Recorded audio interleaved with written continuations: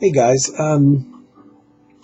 this is a sudden off-the-cuff video with no real preparation. I really don't like doing videos in the daytime, in the bright daytime. Can't see my lights on there. It's been a while since I did a video. Had ideas for them. And just the way this computer's set up. My camera is very precariously perched on top of my monitor, and I can't really move it, which is, I don't even think it's centered. Anyway, trying to do get a couple things talked about here, and I'm kind of doing this off the cuff because just found out yesterday that guitarist Chuck Loeb died. If you know smooth jazz, you probably know him. Very surprised. He was 61 years old. He lived apparently in New York State, about 15 miles away from me. I didn't realize that. I knew he lived somewhere in New York. Had a long career, and the thing is at one point I was on his email list, and I was always amazed at the number of projects he was involved in simultaneously. It seems he had a solo career. He's been the most recent guitarist in the group Foreplay. I thought I had something with him in Foreplay. I have a handful of Foreplay CDs, but I couldn't find them. I found some older ones. So I don't know. I thought I had something with him in Foreplay, which he was in the current version of Foreplay. Had a solo career, which he recorded tons of solo CDs. Worked with his wife, who was a singer, on her albums. Was in the last few years was in a new group, and I forget the Funk Jazz Project or something like that, with two other well-known smooth jazz musicians. I should have looked them up, but I just didn't. I was thinking I used to do so much preparation for my videos that some of them never got made because I just had sheets of information and stuff. And, as a result, you can see I have been making videos. So I know there was a Funk Jazz Project, I think it was called, with a very well-known saxophone player from the smooth jazz world and somebody else. He's done that in recent years. Metro, he was in a band called Metro, and I have some Metro CDs that I'd show. I was amazed. I don't know how he did it. He was probably putting out like 3 albums a year of like new material between all these various groups that he was in. And he never seemed to slow down. Now, according to what I read, he's had cancer for a few years, but I didn't see any slowing of activity, and I have to go off into my memory to recall whether or not I've seen emails. I'm not even sure how I would find out about his project. Maybe I was on his email list, but with the hundreds of emails I get every day, though, I could easily have missed stuff too. But I know he was working recently. So at the age of 61, I'm quite surprised to find, he passed away. So I thought I'm not going to really comment on each individual album. I thought I would show the stuff that I've got of his, mostly as a solo artist, and I just spent maybe 5 minutes grabbing various things of his I had, and I'm not sure I got them all. But it's semi-chronological. As far as his solo career goes, I really prefer his early years. I have to be honest, his later material to me, as a solo artist, I couldn't tell one album from the next in terms of, his last, decade or so, or in the 2000s. There's a little more variety, I think, in his early stuff. He had his first solo album was for a Japanese-only label, and that's kind of out there, available, very expensive. But as far as the stuff that made it here in the States, he started recording for the DMP label. Again, DMP I don't think is around anymore. So this is one of the first ones with Andy Laverne, keyboard player. called Magic Fingers. When is this from? I don't know. 1990. I thought it was older than that. And this is really the stuff that I really kind of like by him, is the DMP era stuff. Another Mediterranean one. I remember liking this one very much. A lot of the same musicians appear on these albums. His wife is almost always doing at least some vocal. I see Wayne Pedswater, the bass player, I think he is. Name is on here. Wayne also played on some very early special effects albums. His daughters are on here, probably doing vocals, and his daughters played music as well. Mitchell Foreman, who's a very important musician in his career. Talk a little bit more about him. And David Charles, percussionist. This is a good one I liked very much. Still on DMP. This is from 91.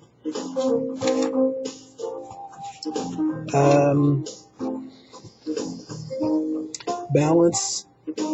His wife is almost always on these. Nelson Rangel, the saxophone player, plays on this. And I'm wondering if Nelson, maybe the guy that's in the sax player that's in that funk jazz project, I'm not sure. Surprisingly, Bob Mintzer plays on this as well. This was, like I said, I think these early DMPs are more to my liking. Another one from 1990.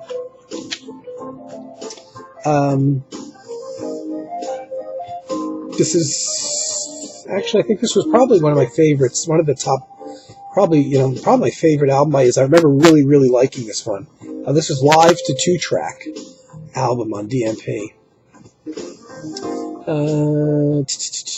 Will Lee plays on this, bass player for David Letterman. Jim Beard, Michael Brecker plays on this. His wife is singing. Percussionist Sammy Figueroa, the studio percussionist who appears on a ton of things. Still on DMP. 1994, Simple Things, which I like very much. I bought a new computer about 6 months ago, and I still don't have any of these in my new computer. Russell Ferrante from the Yellow Jackets plays on this. Percussionist David Charles, Willie on bass again, and Pete Erskine on drums. That's a bit surprising because he's not so much of a mainstream type player. Not that he couldn't. But an interesting group he put together for this one. Still on DMP, put out, I guess he went to another label. DMP put out this compilation called Memory Lane, named after one of his songs. And this was all tracks. I don't think there's any new stuff on here. I don't recall why I bought it, actually. I think I have all this stuff. But it's all tracks from the earlier albums that I just showed. This came out in 96. Because Chuck then went to, along with a lot of smooth jazz musicians at the time, went to the Shinachi label. I think that's how you pronounce it, Shinachi. Along with Special Effects. Had releases there. So this was about 96. Music Inside. Michael Brecker plays on this. Eddie Daniels. Will Lee again. One of the things in this period, which I pulled out last night and I don't have here now, is there's a Special Effects connection as well. I'll get to that later. Shinachi still, 98, another album. This one, Moon, Stars, and the Setting Sun. In New York City, we had a smooth jazz station. Bob James plays on this. May have helped him get into foreplay, because I think this is still before the foreplay years. The smooth jazz station we had, gone now, in New York City, played this one a lot. Probably very good for sales. Still on Shinachi in 2001, so I guess we recorded with them for a number of years. Chuck Loeb in a Heartbeat. This is 2001. This is about the period when I kind of lost him a little bit because a lot of the stuff I really couldn't tell one album from the next. And I didn't even think I bought stuff this recent of his until I just dug it out. He went to the Heads Up label, which again is another smooth jazz label I kind of came along. And a whole bunch of jazz, the quote-unquote smooth jazz bands. I think even Special Effects recorded for them as well. So here's a 2007. I didn't think I had anything this recent by him. Album called Presence. He does a instrumental version of Ricky Don't Lose That Number by Steely Dan. And the last of the solo discs I have by him, and I was amazed, I didn't think I had anything this recent, it was 2009. This was on Heads Up as well. Brian Culbertson, Eric Marenthal, Will Lee is on here again. His wife, and at least one of his daughters. It's called Between Two Worlds. This is the most 2009, I think I said. This is one of the most recent things I have by his. I haven't listened to these since I got them, the more recent ones. To me, a bit more interesting, as his solo stuff started becoming samey to me. He's very good at what he did, though. I started kind of exploring things he did as a sideman. He played with Stan Getz on 2 discs, which I didn't pull, and it would probably take me months to find. He played on a solo album, a studio album of Stan Getz called Billy High Street Samba, which was very interesting because it was a bit fusiony. And you're thinking about, if you know Stan Getz, the mainstream saxophone player, was not a fusion musician. And so he played on this album, which had for Stan Getz, it was a Stan Getz album called Billy High Street Samba, which took me a long time to get on CD. I don't know how available it is now, but at the time that I bought it, it was expensive and, only available as an import kind of thing. And he also recorded a live album with Stan Getz on the Riviera, which has come out about 30 times under 30 different titles. And none of the titles has the complete performance on them. So you have to buy 5 different versions of this Stan Getz concert in order to get the full Stan Getz set, which I did. And I actually have them wherever my Stan Getz CDs are. I have about 10 different versions of this Riviera concert with Stan Getz and his band, which included Chuck Loeb. And I believe it was on this gig that Chuck Loeb met a keyboard player, Mitchell Foreman, who's out in the West Coast and very, very active in his own solo career. And they got along. Mitchell Foreman, keyboard player, and Chuck, and they formed another group, amongst their very busy solo careers that they both had. And they formed a group called Metro, which is a little confusing because there's a European, I don't know if they're British, I think they're British, a British group also called Metro, which is a new wave vocal pop thing. So when you go looking for Metro albums, all these albums pop up and their stuff is mixed in with it. And Metro was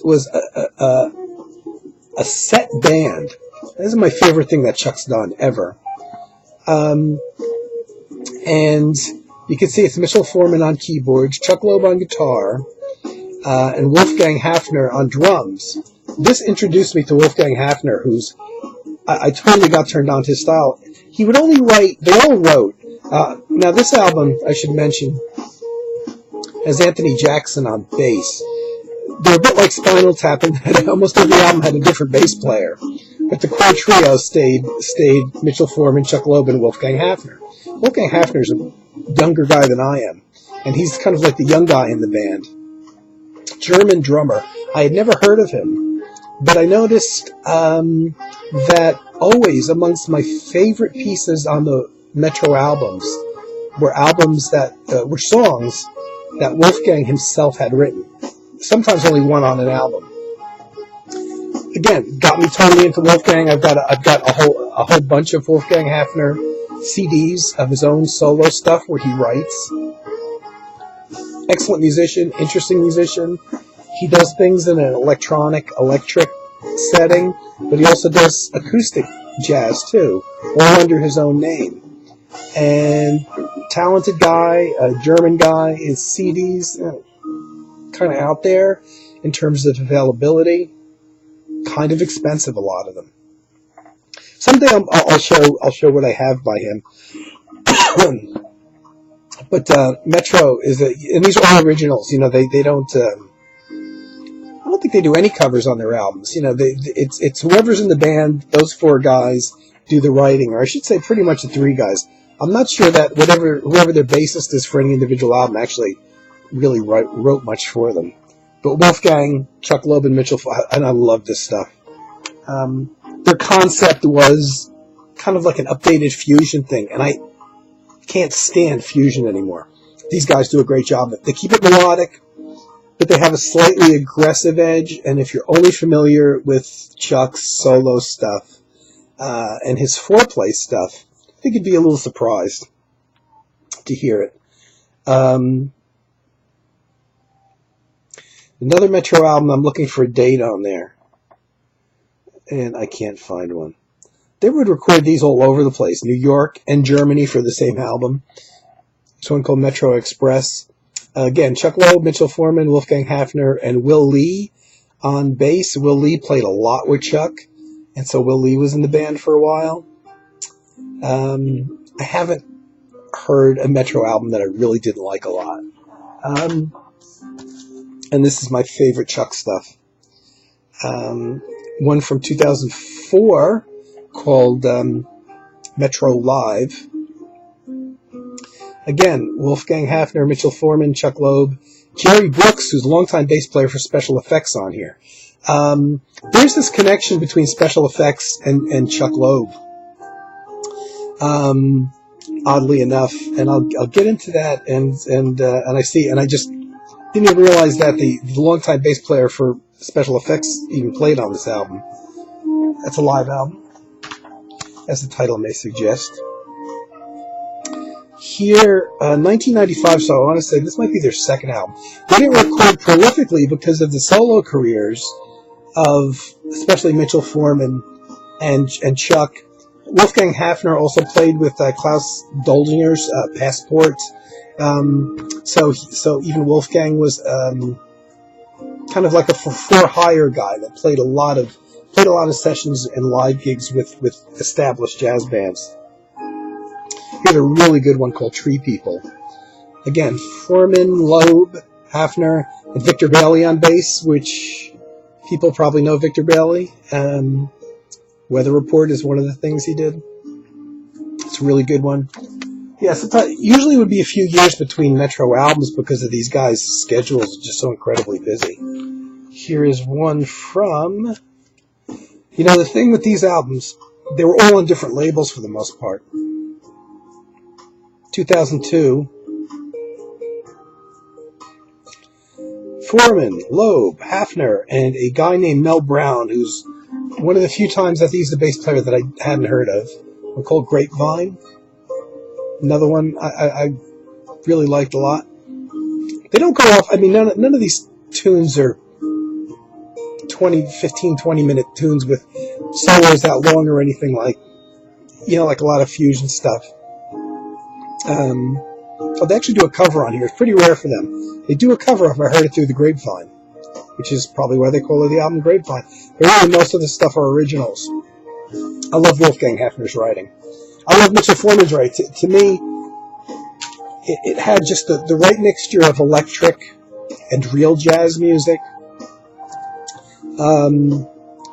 Not easy listen. I can't describe it. It's not like it's like something you've never heard before. But to me, they got the mixture right, the balance. This one was really expensive because I had to get the Japanese version, and I can't find everything's in Japanese, so I don't even see what year it's on. This one called Metro Cafe. The reason I think this came out in America. Again, they had Victor Bailey on bass, actually, on this one. This one, they very rarely used guest musicians, but they did use Chuck's wife on here doing some vocals, and David Charles, again, on percussion, who's somebody that played with Chuck a lot. I think I bought this album, the Japanese version, because it's got a bonus track on it. So I ended up paying a zillion times more than I had to just to get the one bonus track. But I love these guys. I think that's either their entire output as Metro, or there may be one album I'm missing. Now, Chuck had another solo side project, which was a story that I had read, if I'm recalling it correctly. They never mentioned what band it was, but there was a band that was sent to play on a cruise. On a cruise, they do these in New York City, not far from where I live. I never go there, but they do these jazz cruise things. And a number of years ago, they had booked like a smooth jazz group to do it, and something happened, and one of the main guys in the smooth jazz group, who never mentioned who it was, kind of pulled out or couldn't make it at the last minute. And so the various musicians, some of which were members of I believe, the band that was supposed to play, though the band was never named, as well as other local guys, got together to fill in, so that instead of not having a band, they had a smooth jazz group, but not the one that was, supposedly advertised. Which led to, it was kind of like whoever was around and was available. Which led to this isn't that well known, the Fantasy Band. And the guys in the Fantasy Band were, and the reason I even brought this in the first place was because I'm such a George Ginda follower. I follow just about everything he did, and George was in this band and co-founded it. And I don't know, it's even possible that Special Effects may have been that band that was booked, and for some reason Shelly Minucci couldn't make the gig. I'm not sure about that. But George is on here, which is why I bought it.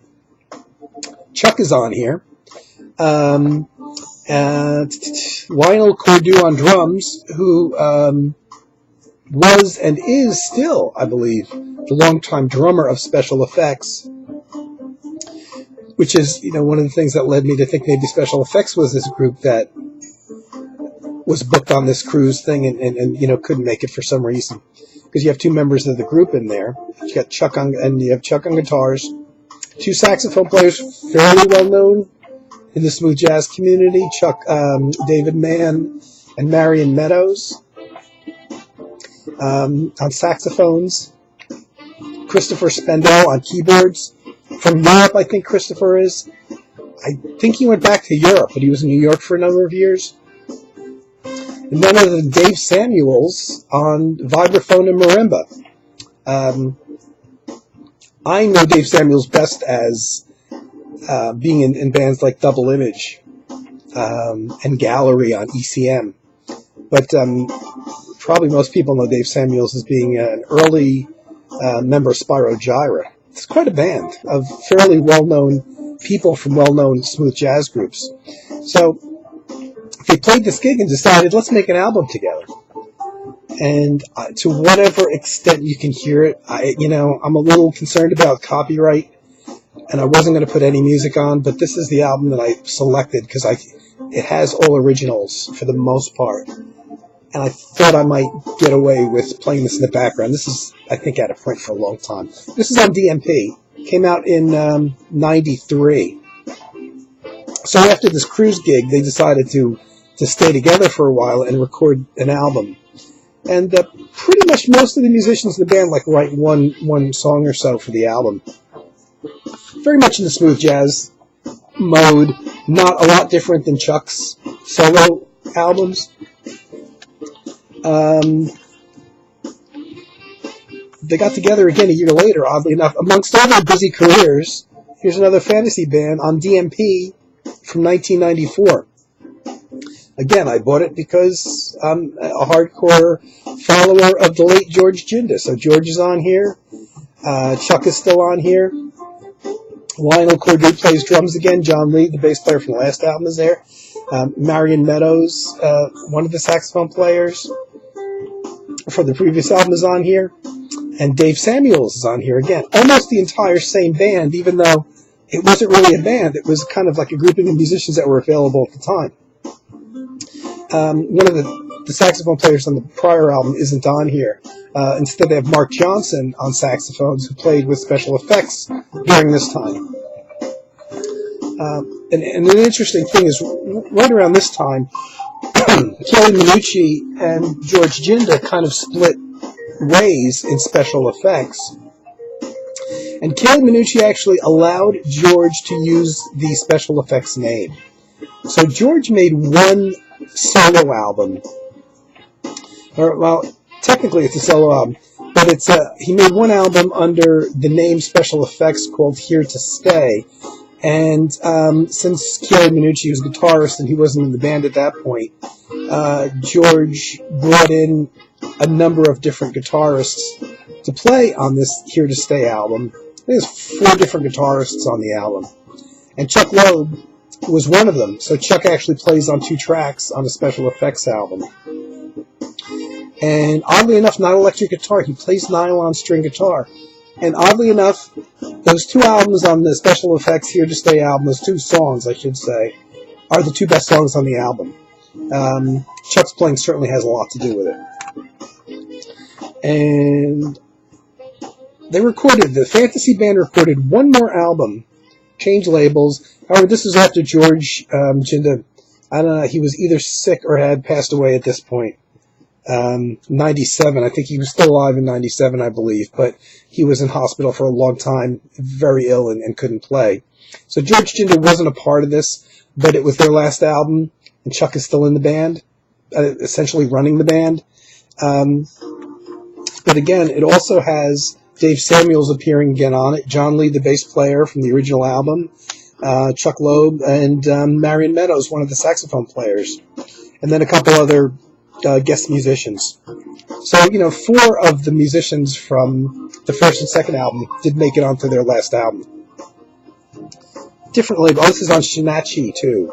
So it seemed to be following Chuck's career, whatever label he was recording for. I should have brought something to drink here. I'm dying. Whatever label Chuck was recording for was pretty much the label that the Fantasy Band recorded for. So, I was going to say more, but it's gone longer than I wanted it to. My little dedication to Chuck. I didn't show everything I have. I should have pulled out my special effects album, and there's just a bunch of things that I'm thinking of now that I have him on, where he wasn't the leader. But I thought I'd show my stuff. Maybe send a few of you scouting out to buy CDs you didn't have by bands you didn't know existed, like the Fantasy Band, playing in the background. And so R.I.P. Chuck, only 61 years old, and very surprised because he seemed to me, I didn't follow him on a monthly basis, but it seemed he was very active still. Sorry to see him go. And a fairly close by neighbor of mine, almost. Okay, I have put out my first album, doing some self-promotion here. I'll talk about it more later. In over 5 years, I finally got it together. I have that out and about and out there. And I'll talk more about that later. I think what I'll do is I'll put a link. CD Baby, the company that distributes the CD versions of this, put up a lot of their artists' music right onto YouTube, where you could hear full songs and full albums. And they put this up, my new album, they put this up on YouTube where you could actually hear the whole thing. And especially for people overseas, if you get a chance to hear it, look in the description part. I'll put the link in. You can hear the whole thing on YouTube. Okay, guys. I'm going to be back. I'm going to be talking about my latest in a separate thing. Do you want to say R.I.P. to Chuck? A bit surprised to hear his passing. And yesterday, I think he just passed away on Monday, I think, which is 3 days ago. I found out about it yesterday. Tried to get onto his site, chuckloeb.com, I think it is. and it crashed. It was crashed. So obviously a lot of people heard.